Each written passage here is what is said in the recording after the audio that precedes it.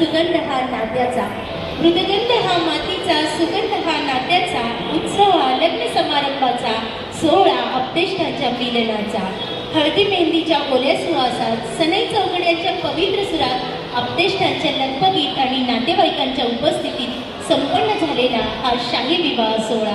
आणि या विवाह सोहळ्यामध्ये ज्यांना यायला जमलं नाही असे नातेवाईक, अपतेष्ट, पाहुणे मंडळी, मित्र परिवारांचे मी निवेदिता मोनाली गोठवले सहर्ष स्वागत करते.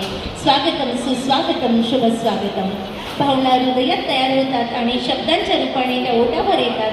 त्यातून जे साकारलं जातं ते म्हणजे स्वागत. आज या ठिकाणी कार्यक्रमाच्या निमित्ताने विविध क्षेत्रातून, विविध गावातून आलेले मान्यवर, नातेवाईक, मित्र परिवार, अपतेष्ट आणि पाहुणे मंडळींचे मी निवेदिता या नात्याने सहर्ष स्वागत करते.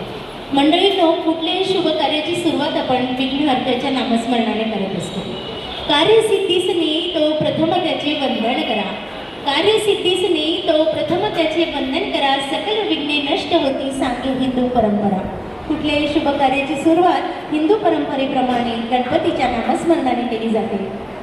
आजच्या या शुभ कार्याची सुरुवात सुद्धा आपण गणपतीच्या नामस्मरणाने करणार आहोत. तव मातेचे आत्मरूप तू, ओंकाराचे पूर्ण रूप तू, तव मातेचे आत्मरूप तू, ओंकाराचे पूर्ण रूप तू, कार्यारंभी तुझी अर्चना, विनायका स्वीकार वंदना, विनायका स्वीकार वंदना.